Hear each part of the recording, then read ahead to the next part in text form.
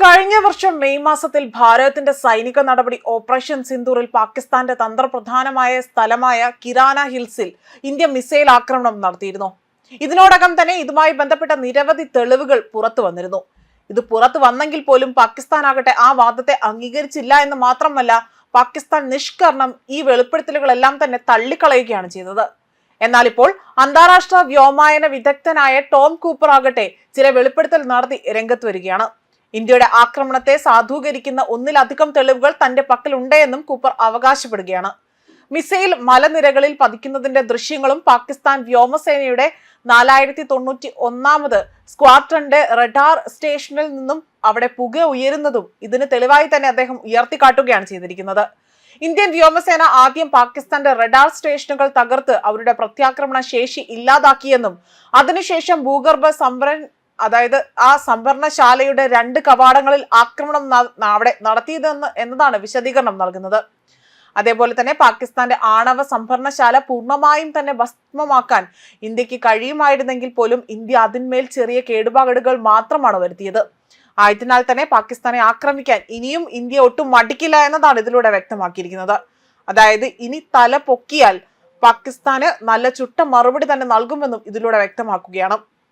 അതേസമയം പാകിസ്ഥാനെതിരായ ഓപ്പറേഷൻ സിന്ദൂർ സൈനിക നടപടിയുടെ അതിലൂടെ തന്നെ ഇന്ത്യ കിരാന ഹിൽസ് ആണവ സംഭരണശാലയും വലിയ രീതിയിൽ അവിടെ തകർക്കാൻ ശ്രമം നടത്തി അല്ലെങ്കിൽ മിസൈൽ ആക്രമണം നടത്തിയതായി എന്നതിൽ ബന്ധിക്കുന്ന ചില തെളിവുകളാണ് പുറത്തു വരുന്നത്. അന്താരാഷ്ട്ര വ്യോമയാന വിദഗ്ധൻ ടോം കൂപ്പർ ഇക്കാര്യങ്ങൾ എടുത്തു സൂചിപ്പിക്കുകയാണ് ഇവിടെ ചെയ്തിരിക്കുന്നത്. ഓപ്പറേഷൻ സിന്ദൂർ എന്ന സൈനിക നീക്കത്തിനിടയിലാണ് ഈ ആക്രമണം നടത്തിയതെന്നും ഇതിന് വ്യക്തമായ തെളിവുകൾ ഉണ്ടെന്നും അദ്ദേഹം ഇവിടെ അവകാശപ്പെട്ടു.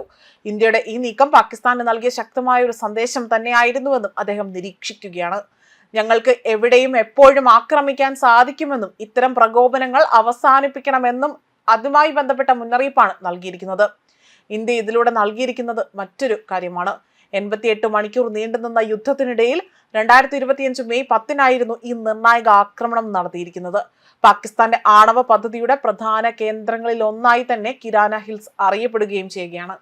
എന്നാൽ ഈ ആക്രമണത്തെക്കുറിച്ചുള്ള വാർത്തകൾ ഇന്ത്യൻ വ്യോമസേന ഔദ്യോഗികമായി തന്നെ നിഷേധിച്ചിരുന്നു.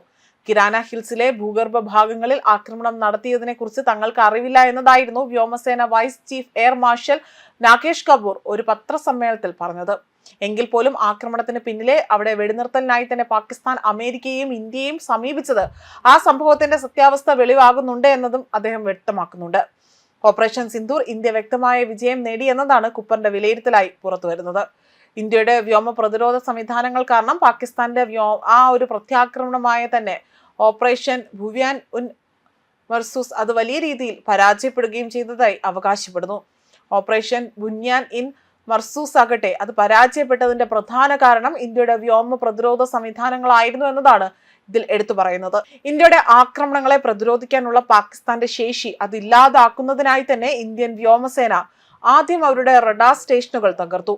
ഇതിന് പിന്നാലെ തന്നെ പാകിസ്ഥാൻ നടത്തിയ വ്യോമാക്രമണ ശ്രമങ്ങളെ ഇന്ത്യയുടെ കരുത്തുറ്റ വ്യോമ പ്രതിരോധ സംവിധാനങ്ങൾ വിജയകരമായി തടഞ്ഞു എന്നതാണ് ഈ ഓപ്പറേഷൻ പരാജയപ്പെടാൻ കാരണമായതെന്നും ഇതിലൂടെ വ്യക്തമായി എടുത്തു പറയുകയാണ് ചെയ്തിരിക്കുന്നത്. ന്യൂസ് ഡെസ്ക് കർമ്മ ന്യൂസ്.